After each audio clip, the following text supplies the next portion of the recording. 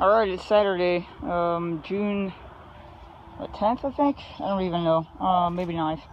So, I pulled apart the doors.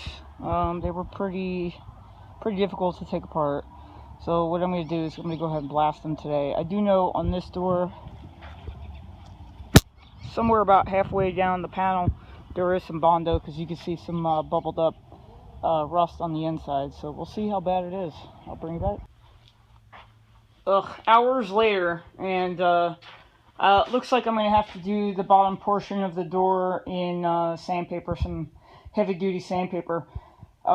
It looks like the entire thing got like a skim coat of some type of Bondo. It's everywhere on this, and the sandblaster didn't do shit to it, so I'm sitting here having to just block it down. I got 100 grit right there, but I think I'm going to get some 40 or 60 and just go to town and then smooth it out from there. The inside of the door cleaned up fairly well. I still want to get my blaster down in there. I'll clean it up. Maybe I'll put some chassis saver down in that little crack. I don't know. Maybe just try to clean it up the best I can and then put some seam sealer down in there. But cleaned up the inside of the door fairly well. Right here, there was that seam or that weather stripping, and I took a wire wheel to it and it didn't matter. So I got most of it off, but the sandblaster wouldn't take it off. So I'm stuck with all of that too. I'll probably have to sand off if this will focus. Alright, not bad overall. Door wasn't that hard to take apart, but my window tracks are pretty shot. Tell you what, these things weigh a lot less when there's no window in there. So here's my window. You can see the lower portion of the frame is pretty rusted, and they just painted the primer right on with the window up. They didn't even tape it off. So I've got all that, box of bolts and all the miscellaneous hardware. Driver side door there. I'll show you the driver door.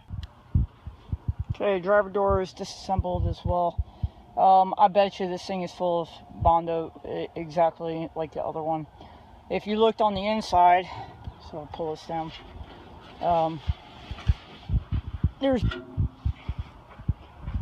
undercoating sprayed in there. I'm going to have to heat that with the torch and then scrape it out, just like I did on the other door. But I've got like a nice bubble here and a long crease, and there's a little bit of one down there too. I bet you that in this portion on the other side, it's just Bondo.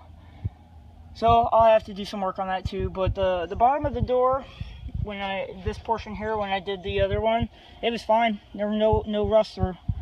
So I'm not going to have to do any body work to that door other than just straighten it out a little bit. And you can see here where that weather stripping was just glued in. It probably never got changed in its entire life. And yeah, that's it. I'm going to fill the holes here for that wing mirror that was on there.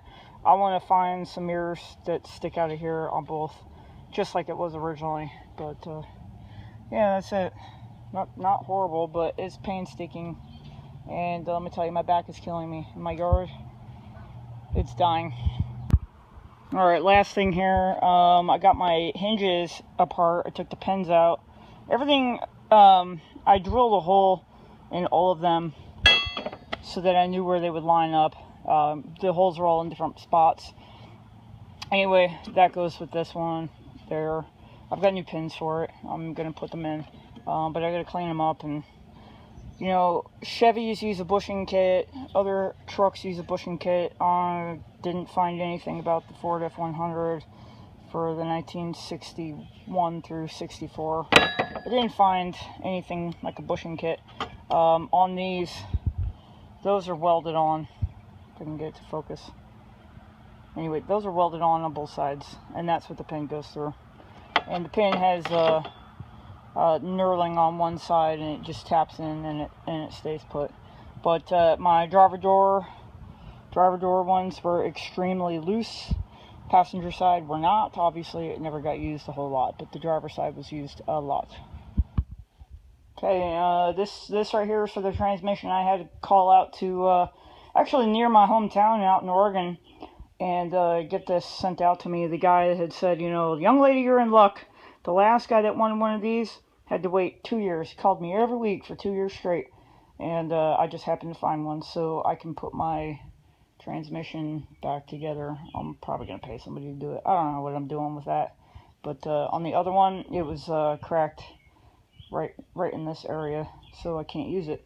Even though there's a seal right here, when it got cracked right in here, it was leaking oil no matter what. Oh yeah, my cab corners came in, so I can trim these up and put them on. And this floor seal that goes here, I bought that rubber piece, which is supposed to go on there anyway, but I bought this so I could use it as a template for the piece of metal that needs to go over this. And I don't know if I have it out here. Hang on. Alright, here we go. That was the floor panel piece. I can use the rubber for a template, and then I'll use this to help me do an overlap, but it's pretty banged up, and I didn't want to straighten it out because it's so brittle right in here. I didn't want to break it. So, yeah, it's garbage, but I'll use that piece of rubber for a template and then hammer it away.